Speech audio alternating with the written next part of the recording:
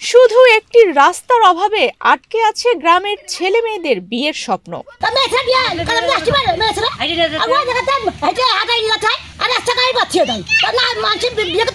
এখানে কোনো মেয়ে কিংবা ছেলের বিয়ে শাদী হয় না সহজে।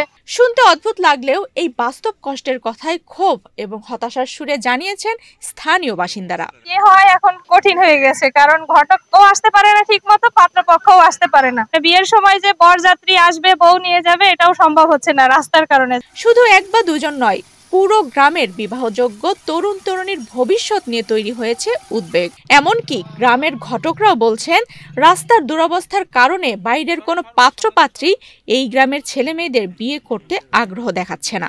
আমি ঘটক, এই গ্রামের ছেলে মেয়ে আমি বিবাহ দিতে পারছি না, এই রাস্তার এই তো খারাপ অবস্থা বলে। কেউ আত্মহত্যা করতে এই রাস্তার থেকে কোনো গাড়ি ঢুকতে চায় না। আধুনিকতার ছোঁয়া লাগলেও এখনো পাকা হয়নি ঝিনাইদহ সদর উপজেলার হলিধানী ইউনিয়নের কোলা গ্রামের 4 কিলোমিটার হাসপাতাল সড়কটি। এই রাস্তা দিয়ে প্রতিদিন যাতায়াত করে আশেপাশের লক্ষাধিক মানুষ। ওয়ালটন এখন দেশের সীমানা পেরিয়ে পৌঁছে গিয়েছে 50টিরও বেশি দেশে। ওয়ালটন, ঘরে ঘরে বিশ্বজুড়ে। বর্ষা হোক বা শুষ্ক মৌসুম, চরম ভোগান্তি এখন এলাকাবাসীর সারা বছরের সঙ্গী। আমরা যে আসছি এই গ্রামে কাঠ নীতি, এই জায়গা থেকে আসতেছে 4-5 জায়গায় বেঁধে গেল, মানুষজনদের ঠেলে নিচ্ছি, তাও তো তার কায়দা নেই, এখনো 2-3 জায়গায় ঠেলতে হবে।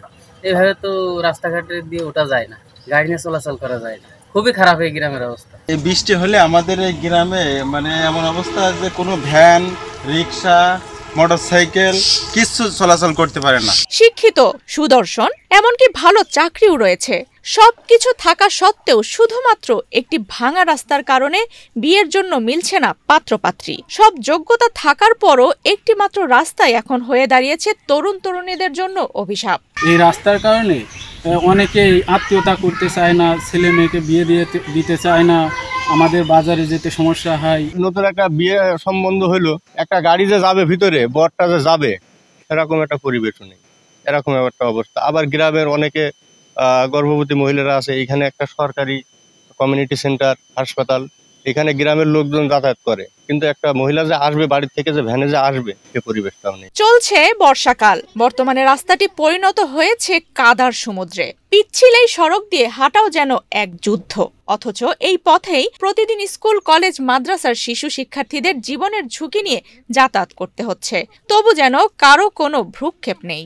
আমাদের রাস্তায় আসতে আমরা পড়ে যাই আবার ঘুরে যেতে হয়, যাতে যে আবার আসি। আমরা এসে নিয়ে আমাদের কাদা মাথা লেগে যায়, পায়ে স্যান্ডেল খুলে আসতে হয়।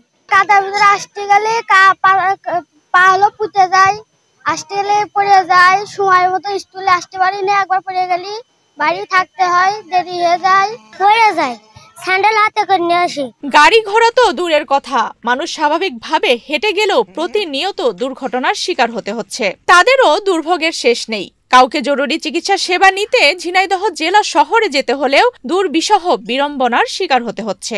অসুবিধা হয়, যেতে পারি না, পাইটাই দেখা যাচ্ছে কাদা মেখে যায়, পড়ে যাওয়ার সম্ভাবনা থাকে, যাওয়া আসার অসুবিধা হয়, মানে পাবর নিয়ে যাওয়া হয়, সেই ক্ষেত্রে দেখা যাচ্ছে যাওয়া আসায় খুব অসুবিধা হয়। রাস্তায় একটু ওই পাশে একটা সরকারি প্রাথমিক বিদ্যালয় আছে, এই পাশ থেকে যত বাচ্চারা এই প্রাইমারিতে যায় তাদের যাতায়াতে প্রচুর কষ্ট হয়। পরীক্ষার সময় অনেকেই পরীক্ষায় অ্যাটেন্ড করতে পারে না এই রাস্তার কারণে। এই মুহূর্তে সড়কটি সংস্কারের জন্য হাতে কোনো প্রকল্প নেই বলে জানান ঝিনাইদহ সদর উপজেলার উপজেলা নির্বাহী কর্মকর্তা মোহাম্মদ আবুল কালাম আজাদ। তবে তিনি আশ্বাস দেন, ভবিষ্যতে যদি এই সংক্রান্ত কোনো প্রকল্প হাতে আসে তাহলে গ্রামবাসীর আবেদন বিবেচনায় নিয়ে তা বাস্তবায়নের উদ্যোগ নেওয়া হবে। 2008 সাল থেকে পড়ে আছে, এটার ব্যাখ্যাটা আমার পক্ষে দেওয়া মুশকিল, যেহেতু আমি এখানে 1 বছর আসছি। আমাদের কাঁচা রাস্তা পাকাকরণের জন্য নতুন প্রকল্পের ডিপিপিতে অন্তর্ভুক্ত করতে হয়।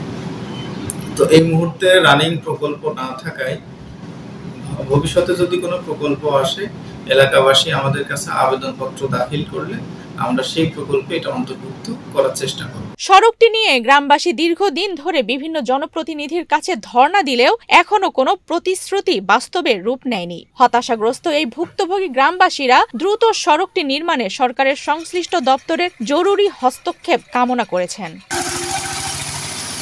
আফসানা রিপা, বাংলাদেশ প্রতিদিন।